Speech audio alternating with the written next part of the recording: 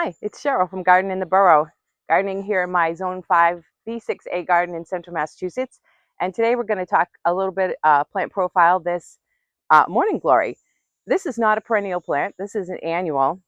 This was started from seed on June 1st, and it is July 15th today. And you can see how big this plant has gotten in that short period of time. So this morning glory is very unusual.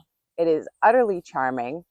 It's called Split Second, and it has these beautiful cut flowers, cut apart flowers. They actually look like they're split. That's why it's called Split Second.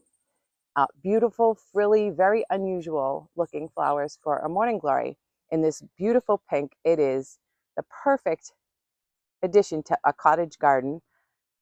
And if you love growing morning glories and know how easy they are to grow, then you'll certainly want to add this one to your mix. So when you're starting morning glories, and I know I mentioned that I started this on June 1st, starting a morning glory seed when the soil is already warm in June, you will get fantastic results like this. In this pot, there's a clematis that sort of was the star of the show early in the season.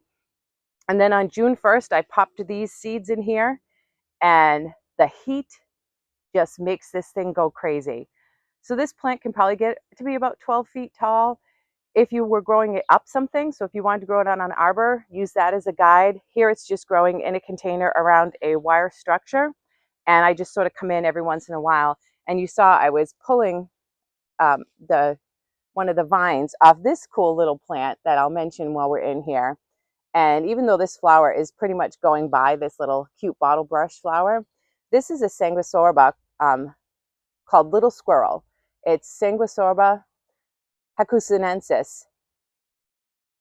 And it has this beautiful serrated foliage that unfurls from the base. And you can see it has these long wiry stems, but the basal foliage, it's being protected from rabbits here. But you can see everything about this plant is attractive, but these are so cool. And these little bottle brush flowers that look like a squirrel tail, and that's where this plant gets its name. It grows about 3 to maybe 3 feet, I guess, all told, maybe 2.5. And it's a part shade, full sun. This is pretty much full sun where we're standing, zone 4 to 8. Other than protecting it from the bunnies, this plant is super easy care and brings such joy, I think, to this little section of the garden. We have another one down here. This was actually planted in 3s. The other one got hit by the rabbits a little harder than this one did before I got the cages on. But this plant is just spectacular addition to any kind of garden, but particularly a cottage garden where you want things that are kind of whimsical and plants that people are going to say, oh, what's that? Bill, can you zoom in on it while I give it a little? In the wind, this plant looks pretty cool. The dogs actually have been known to sort of go after it when they see the wind bouncing it around. All right, so there's 2 great plants for your cottage garden. Happy gardening.